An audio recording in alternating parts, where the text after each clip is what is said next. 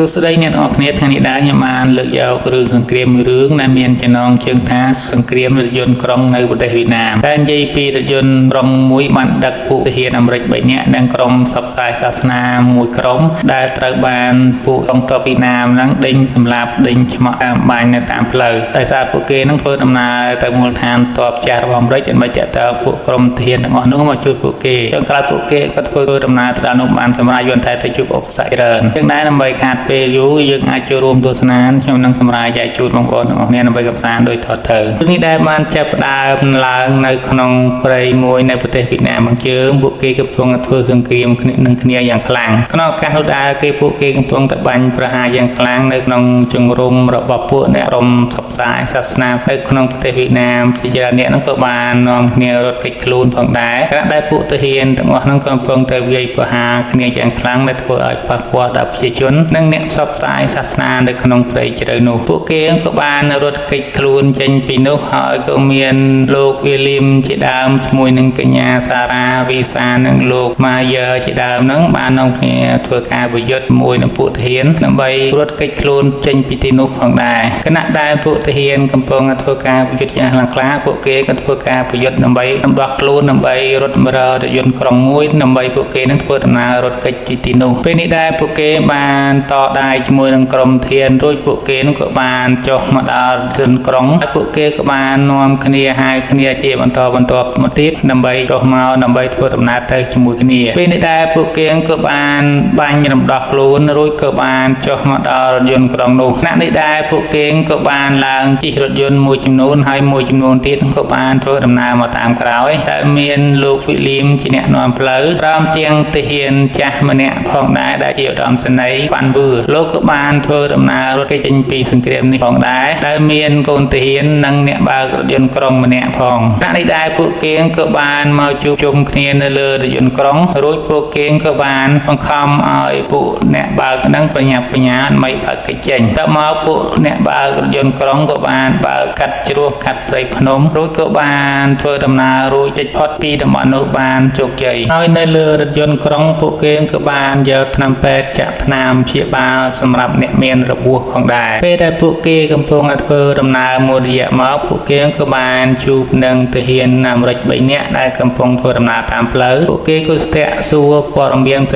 សេងៗអំពីការធ្វើដំណើរនេះក្នុងគណៈនោះដែរធ្វើឲ្យអ្នកបើកយន្តក្រុងដែលជនជាតិវៀតណាម20ក៏នាំគ្នារត់ចេញទីនោះដើម្បីចូលក្នុងព្រៃធ្វើឲ្យទាហានអាមេរិកម្នាក់ក៏បានតាមដេញពួកគេផងដែរពួកគេបានបើកគ្រាប់បែកមកសម្លាប់ប៉ុន្តែគេមិនត្រូវក្រោយមកធ្វើឲ្យទាហានអាមេរិកនោះសម្លាប់អ្នកបើករថយន្តនោះបានសម្រេចរួចក៏បានមកចរចាជាមួយនឹងពួកក្រុមអ្នកផ្សព្វផ្សាយសាសនាត្រូវគ្នាក៏បានធ្វើដំណើរតាមរថយន្តក្រុងទាំងអស់គ្នាដើម្បីទៅរកមូលដ្ឋានទ័ពរបស់អាមេរិកនៅក្នុងវេលានេះកំពុងតែធ្វើដំណើរទៅពួកគេក៏បានជាប់គាំងនៅផ្លូវទាល់មួយបន្ទាប់មកពួកគេក៏បានថយរថយន្តរួចក៏បានចុះទៅតាមអូមួយពេលដែលជួបនឹងអូមួយពួកគេក៏បានសួរនាំគ្នាអំពីផ្លូវផងដែរហើយមើលផែនទីផែនអីចឹងទៅក្រោយមកក៏ឲ្យលោកបនោះក៏ចុះទៅមើលផ្លូវដើម្បីបើកឆ្លងកាត់អូនោះពួកគេក៏នៅរងចាំនៅអត្រាម្ខាងទៀតពេលដែលបនកំពុងតែចុះធ្វើដំណើរទៅគាត់ក៏មានការសង្ស័យក៏បាញ់ទៅលើផ្នែកម្ខាងទៀតនៃអូក៏ត្រូវនឹងគ្រាប់ប្រកែកទៅច្រើនធ្វើឲ្យគ្រាប់ប្រកែកនោះផ្ទុះធ្វើឲ្យពួកគេគឺមានភាពតក់ស្លុតខ្លាំងកៃលែងចំណែកឯលោកវីលីមក៏បានរត់ទៅជួយលោកបនផងដែរប៉ុន្តែគាត់ពុំមានគ្រោះថ្នាក់ឡើយតមកពួកគេក៏បានពិភាក្សាគ្នាដើម្បីរត់ផ្លូវមួយទៀតដើម្បីធ្វើដំណើរទៅរួចក៏បានថយរថយន្តដើម្បីធ្វើដំណើរតទៅមុខទៀតបន្ទាប់មកធ្វើឲ្យលោកស្មីតគឺបានពិភាក្សាជាមួយនឹងលោកឧត្តមសេនីយ៍វ៉ាន់វឺផងដែរដោយសារគាត់ជាជនជាតិវៀតណាមចឹងហើយគាត់គឺស្គាល់ភូមិសាស្ត្រនៅទីនោះគាត់ក៏បានបង្ហាញផ្លូវរួចក៏បាននាំគ្នាធ្វើដំណើរបន្តទៅមុខទៀតជាមួយនឹងពួកទាំងអស់គ្នានៅក្នុងរថយន្តពួកគេក៏បានធ្វើដំណើរអ្នកដែលនៅខាងក្នុងអ្នកដែលមានត្រូវរបួសពួកគេក៏បានជួយលាងរបួសលាងអីគ្នាទៅហើយក៏បាននិយាយសារសងគ្នាហើយក៏បានស្គាល់គ្នានៅពេលគណៈនោះផងដែរចំណែកឯលោកស្មីតឬក៏លោកបូនជាដើមក៏បាននាំគ្នានៅខាងលើដើម្បីមើលស្ថានភាពផ្លូវដើម្បីធ្វើដំណើរទៅខាងមុខដើម្បីការពារការវាយឆ្មាក់របស់ជនជាតិវៀតណាមពួកគេកំពុងធ្វើដំណើរទៅក៏រថយន្តក៏អស់សាំងពួកគេក៏ចុះមកក៏មានសាំងស្គរក៏បានចាក់សាំងបន្តដំណើរទៀតពេលធ្វើដំណើរទៅពេលនោះក៏ដល់ពេលវេលាយប់ពួកគេក៏បានចូលសម្រាកនៅក្នុងកន្លែងព្រៃមួយនៅវេលានោះដែរពួកគេក៏បានមកមើលឡានរួចពួកគេក៏បានហូបនេះហូបនោះទៅតាមអ្វីដែលខ្លួនធ្វើទៅបាន បានហើយអ្នកខ្លះក៏បានទៅមួយទឹកទៅសម្រាកលាបការ៉េមលាបម្សៅឬក៏បាននាំគ្នាជួយល្បាតជុំវិញនោះផងដែរដើម្បីធ្វើសុវត្ថិភាពនៅពេលដែលពួកគេសម្រាកនៅពេលយប់តមកពេលយប់ពួកគេក៏បានដាក់គ្នាជួបជុំម្ដងនឹងធ្វើដំណើរបន្តទៅមុខទៀតតែសាំងរបស់ពួកគេត្រូវចិត្តអត់ទៅហើយបន្តប៉ោកលោកឧត្តមស្នេហ៍ក៏បានណែនាំពួកគេឲ្យទៅប្លន់ប្រេងនៅក្នុងការដ្ឋានទ័ពរបស់ជនជាតិវៀតណាមនោះផងដែរក្រោយមកពួកគេក៏បានធ្វើសកម្មភាពដើម្បីធ្វើដំណើរទៅប្លន់ប្រេងនៅឯមូលដ្ឋានទ័ពរបស់ជនជាតិវៀតណាមនោះផងដែរដោយពួកគេនៅក្នុងរថយន្តហ្នឹងគឺនៅខាងក្រៅពេលដែលមានបញ្ហាគេនឹងឲ្យផ្ដល់សញ្ញាដើម្បីទៅជួយពួកគេទាំង3នាក់នោះផងដែរនៅពេលដែលប្លន់បានសម្រាប់ខណៈនេះដែរពួកគេក៏បានធ្វើដំណើរទៅដល់មូលដ្ឋានទ័ពរបស់កងទ័ពវៀតណាមនៅពេលយប់ព្រលប់ពួកគេគឺបានពិភាក្សាគ្នាដើម្បីធ្វើដំណើរចូលទៅទីនោះពួកគេគឺបានលោតចូលទៅតាមរថយន្តរបស់កងទ័ពវៀតណាមដែលជិះចូលក្នុងប្រទេសនោះរួចក៏បន្លំខ្លួនចូលទៅក្នុងនោះបានសម្រេចពួកគេទាំង3នាក់ក៏ធ្វើការវាយឆ្មក់ទៅលើក្រុមទាហានដែលការពារនៅក្នុងមូលដ្ឋាននោះម្ដងម្នាក់រួចពួកគេក៏បានឡើងយកប្រេងឬក៏រថយន្តមួយដើម្បីទឹកប្រេងចេញមកទីនោះផងដែរពេលដែលពួកគេបានបើកឡានយកប្រេងចេញមកពួកគេក៏បានធ្វើឲ្យលឺដល់ក្រុមទាហានរបស់ជនជាតិវៀតណាមពួកគេក៏បានបើកភ្លើងរួចក៏បានប្រកាសអាសន្នហើយក៏បានធ្វើការវាយប្រហារទៅលើពួកគេផងដែរហើយពួកគេក៏បានបើកឡានមកផ្ទប់កន្លែងច្រកចេញធ្វើឲ្យរថយន្តរបស់ពួកគេទាំង3នាក់មិនអាចចេញបានឡើយដោយការបាញ់ប្រហារខ្លាំងពេកពួកគេក៏បានថយរថយន្តដើម្បីទៅរកកន្លែងមួយមានសុវត្ថិភាពរួចក៏បានវាយប្រហារតទល់ជាមួយកងទ័ពវៀតណាមនៅពេលគណៈនោះផងដែរពួកគេទាំង3នាក់គឺបានប្រយុទ្ធយ៉ាងខ្លាំងក្លាជាមួយនឹងកងទ័ពវៀតណាមហើយពួកគេក៏មានការប៉ិនប្រសពឬក៏ជំនាញខាងធ្វើសង្គ្រាមដែរដោយសារគេគឺជាកងទ័ពអាមេរិកទាំងហើយធ្វើការប្រយុទ្ធរបស់ពួកគេទាំង3អាចទប់ទល់នឹងកងទ័ពវៀតណាមវេលានោះដែរក្រុមពួកគេខាងក្រៅក៏បានបើកឡានបុកបំបាក់ទៅលើរនាំងការពារជាច្រើននៅក្នុងមូលដ្ឋានទ័ពនេះពួកគេក៏បានមកជួបជុំគ្នាហើយអ្នកខ្លះក៏បានប្រយុទ្ធគ្នាហើយអ្នកខ្លះក៏បានដឹកជញ្ជូនប្រេងដើម្បីដាក់ឡើងទៅលើរថយន្តក្រុងផងដែរ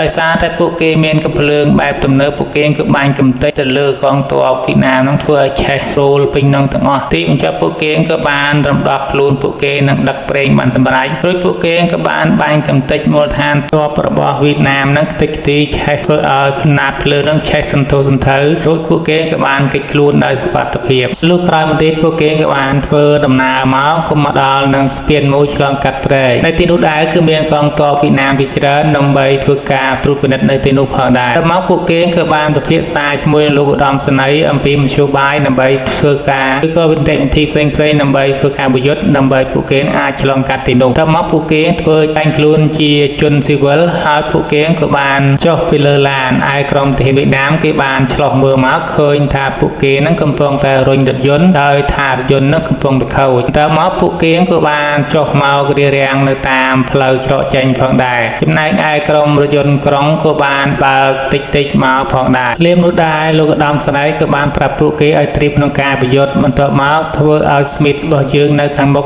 ក៏បានចាប់ផ្ដើមប្រយុទ្ធផងដែរចំណែកឯVictor គេក៏បានលោតចុះទៅខាងក្រោមស្ពានដើម្បីចែកជាពីរផ្លូវចំណែកឯក្រុមឡានក្រុងរបស់ពួកគេក៏បានបាញ់សម្រុកបើកយ៉ាងលឿនដើម្បីសម្រេចគោលដៅរបស់ពួកគេដែលឆ្លងកាត់នៅលើស្ពាននេះពួកគេក៏បានបាញ់ប្រហារគ្នាទៅវិញទៅមករវាងក្រុមទាំងពីរធ្វើពួកទាហានវៀតណាមស្លាប់ជាច្រើនរួចពួកគេក៏បើកឡានយ៉ាងលឿនបំបុកបរាឆ្លងកាត់ស្ពាននិងបន្តបាញ់ទៅលើពួកវៀតណាមយ៉ាងសន្ធោសន្ធៅចំណែកឯ Victor គេក៏បានទៅបាញ់ពីប្រហារពីក្រោយពួកទាហានវៀតណាមហើយនិង Smith នៅខាងលើក៏បានរួមសហការគ្នាបាញ់សម្លាប់កងទ័ពវៀតណាមនៅខណៈនោះធ្វើឲ្យពួកគេនឹងអាចសម្លាប់ពួកកងទ័ពវៀតណាមរបស់បានសម្រេចរួចពួកគេក៏បានចុះនៅលើឡានដើម្បីជួបជុំគ្នាដើម្បីរៀបចំបន្តដំណើរទៅមុខទៀតបន្តមកទៀតពួកគេក៏បានជិះរថយន្តបើនៅ នឹងបន្តទៅមុខទៀតពេលជិះដំណើរទៅមុខគេក៏បានដល់រូងភ្នំមួយពេលគេក៏លេចមើលទៅខាងលើក៏ឃើញទាហានអាមេរិកជាច្រើនត្រូវបានពួកវៀតណាមនឹងចងព្យួរនិងបង្គោលដែលសម្រាប់គេចងឆ្កាងបែរមុខទៅក្រោយព្រោះពួកគេមានភាពតក់ស្លុតយ៉ាងខ្លាំងទៅមកធ្វើឲ្យបននឹងក៏បានរត់ឡើង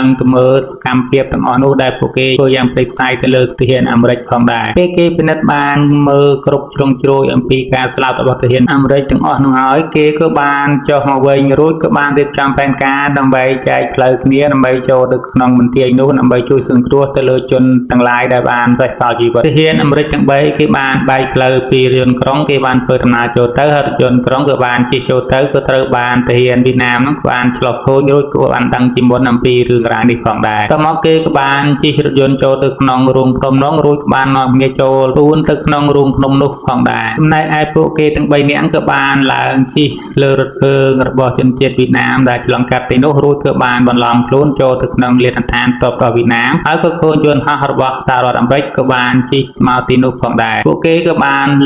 លួចចូលទៅទីនោះហើយយន្តហោះក៏បានចុះចតនៅទីនោះគេក៏បានចូលទៅដល់ទីនោះរួចបានលើបឆ្មាក់សម្រាប់ទាហានការពារនៅតាមផ្លូវទីនោះផងដែរពួកគេក៏បានធ្វើដំណើរបន្តិចម្ដងក៏ចូលទៅដល់នៅក្នុងប្រទេសនោះក៏បានឃើញទាហានអាមេរិកជាច្រើនត្រូវបានគេសម្លាប់និងធ្វើទរណកម្មយ៉ាងព្រៃផ្សៃផងដែរពួកគេក៏បានមើលឬក៏ជួយអ្នកដែលនៅរស់ផងដែរព្រោះពួកគេមានភាពតក់ស្លុតចំពោះការធ្វើទរណកម្មដ៏សាហាវឃោរឃៅបែបនេះនិយាយពីកងទ័ពវៀតណាមគេបានដឹកគ្នាគេយ៉ាងច្រើនឡានដើម្បីមកសម្លាប់ក្រុមនេះផងដែរធ្វើឲ្យពួកគេដែលនៅក្នុងរូងភ្នំគឺមានភាពតក់ស្លុតនិងជ្រួលច្បល់យ៉ាងខ្លាំងរួចក៏បានចែកគ្នាដើម្បីត្រៀមក្នុងការប្រយុទ្ធទប់ទល់ជាមួយទាហានទាំងនេះ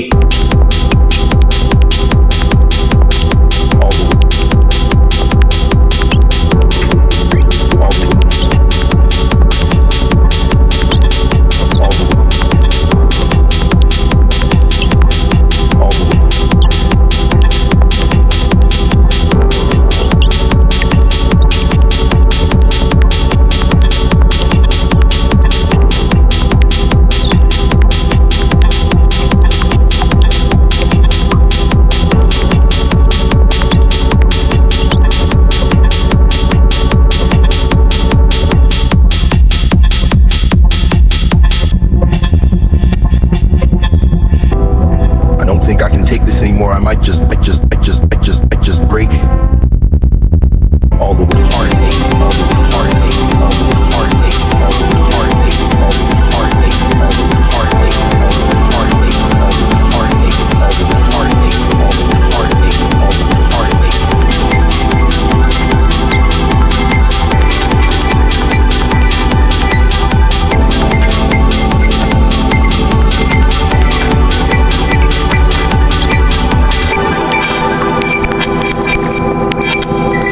ក្នុងឱកាសនោះដែរពួកគេក៏បានធ្វើការប្រយុទ្ធយ៉ាងសុទ្ធស្វាជាមួយនឹងកងទ័ពវៀតណាមរួចក៏បានទទួលជ័យជំនះសម្រាប់ពួកនោះអស់រលីងបន្ទាប់មកពួកគេក៏បានរត់មកជួបជុំនឹងគ្នានៅលើឡានក្រុងបន្តទៅទៀតរួចក៏បានធ្វើដំណើរបន្តទៅទៀតពួកគេក៏បានធ្វើដំណើរទៅដល់នៅមាត់ទឹកមួយរួចក៏បានឈប់ពិភាក្សាមើលផែនទីមើលផ្លូវអីដើម្បីរៀបចំធ្វើដំណើរទៅមុខទៀតក្នុងឱកាសនោះដែរលោកវិទ្យាសាស្ត្រវ៉ាន់វឿបានមានប្រសាសន៍ថាពួកគេក៏បានជិតមកដល់បន្ទាយចាស់របស់ទាហានអាមេរិកហើយពួកគេក៏បានរៀបចំផែនការដើម្បីចូលទៅទីនោះតមកគាត់ក៏ឲ្យសញ្ញាសម្គាល់ទៅឲ្យវីលៀមដើម្បីយកទៅចូលក្នុងមន្ទីរចាស់នោះពេលដែលមានបញ្ហាឬក៏សុខភាពគឺនឹងឲ្យពួកគេចូលទៅជាមួយផងដែរពួកគេក៏បាននាំគ្នាធ្វើដំណើរចូលទៅក្នុងមន្ទីរចាស់នោះទាំងយប់ពេលចូលទៅដល់វីលៀមគេបានឃើញឧបករណ៍វិទ្យុតាក់ទងជាច្រើនហើយគេក៏បានចេញមកក្រៅរួចក៏បាញ់សញ្ញាជាសម្គាល់ឲ្យរថយន្តក្រុងនោះធ្វើដំណើរចូលទៅទីនោះពួកគេក៏បានពិនិត្យនៅទីនោះមួយសបកស្រាប់តែរថយន្តក្រុងក៏បានចូលទៅដល់ក្នុងមន្ទីរចាស់នោះផងដែរពួកគេក៏បានជួបជុំគ្នា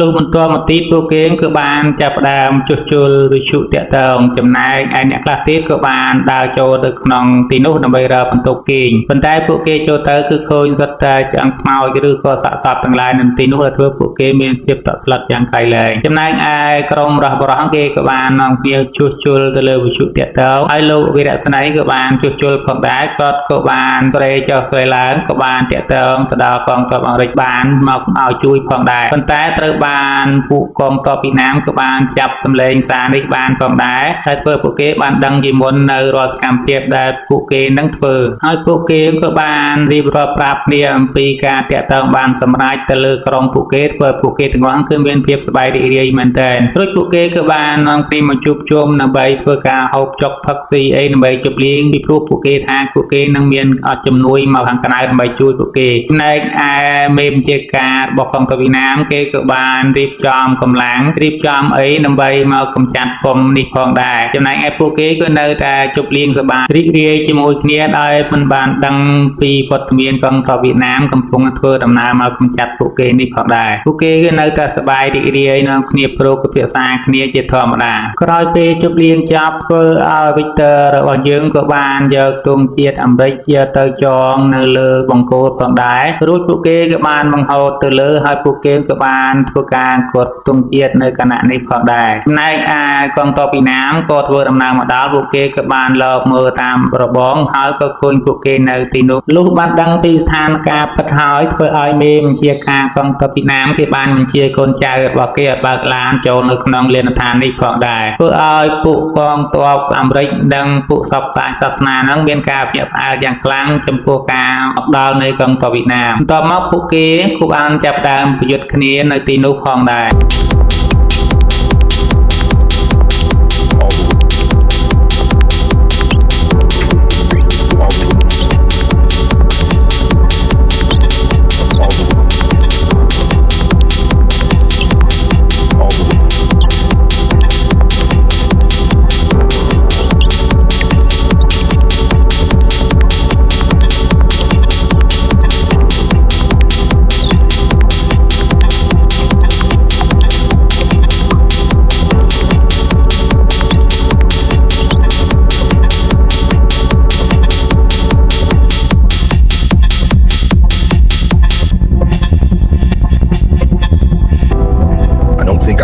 Anymore, I might just break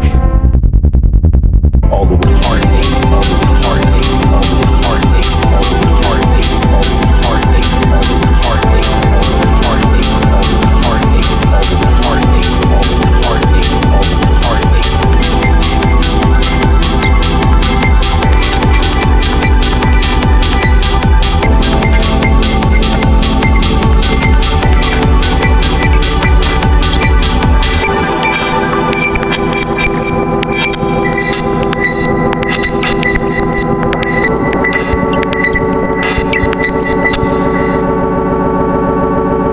heartache,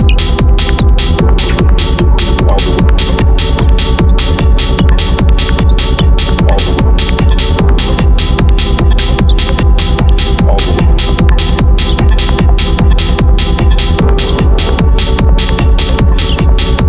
the way heartache, all the way heartache, all the way heartache, all the way heartache, all the way heartache, all the way heartache, all the way heartache, all the way heartache. Anymore, I might just break all the way heartache, all the way heartache, all the way heartache, all the way heartache, all the way heartache, all the way heartache, all the way heartache, all the way heartache, all the way heartache, all the way heartache,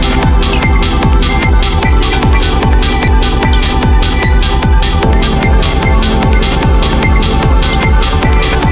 ក្នុងការប្រយុទ្ធរវាងក្រុមទាំងពីរធ្វើឲ្យបនហើយនិងវិទើងគឺបានស្លាប់ក្នុងការធ្វើសង្គ្រាមនេះផងដែរបន្ទាប់មកធ្វើឲ្យកងទ័ពអាមេរិកគឺបានបើកឧត្តមពីកញ្ចក់ពីគ្រឿងដើម្បីមកជួយពួកគេផងដែរធ្វើឲ្យ Smith មានចិត្តសប្បាយរីករាយមែនទែនបន្ទាប់មកធ្វើឲ្យកងទ័ពរបស់អាមេរិកហ្នឹងក៏មានការបាញ់ប្រហារហើយធ្វើឲ្យយន្តហោះទាំងពីរក៏បានធ្វើការបាញ់ប្រហារទៅលើកងទ័ពវៀតណាមធ្វើឲ្យកងទ័ពវៀតណាមបាក់ទ័ពម្នាក់គ្នាជួលច្បល់រួចក៏បានបាញ់ពួកគេយ៉ាងខ្លាំងផងដែរ ធ្វើឲ្យមេបញ្ជាការរបស់កងទ័ពវៀតណាមបានស្លាប់បន្ទាប់មកធ្វើឲ្យពួកគេក៏បាននាំពួកស្រីៗដែលជាពួកក្រុមផ្សព្វផ្សាយសាសនាជាមួយលោក Smith ក៏បានរត់នាំគ្នាបំភាសខ្លួនដើម្បីឡើងលើឧទ្ធម្ភាគជាចំណែកឯលោកវីរៈសេនីវ៉ាន់វឿគាត់គឺមិនបានទៅឡើងយន្តហោះជាមួយគេទេគាត់បានបើកឡានរថយន្តក្រុងដើម្បីតម្រង់ទៅសម្លាប់ក្រុមទាហានវៀតណាម2នាក់ដែលបាញ់រះមកលើពួកគេតមកគាត់ក៏បានបើកឡានរថយន្តនោះបានបុកទម្លុះទៅលើកងទ័ពវៀតណាមនៅក្នុងផ្ទះមួយធ្វើឲ្យផ្ទុះឆេះសន្ធោសន្ធៅធ្វើឲ្យពួកកងទ័ពអមេរិកមានការភ្ញាក់ផ្អើលយ៉ាងខ្លាំងចំពោះការលះបង់របស់គាត់ហើយពួកគេក៏បានរួចជីវិតរួចក៏បានឡើងជិះតាមវិជ្ជាទៅលើរួចគ្រឿងយើងក៏បានបញ្ចប់តាមនេះធ្វើឲ្យទាហានអាមេរិកទាំង3នាក់គឺនៅរស់តែស្មីតែម្នាក់គាត់ចំណែក Bonner Victor គេបានស្លាប់នៅក្នុងបេសកកម្មមួយនេះ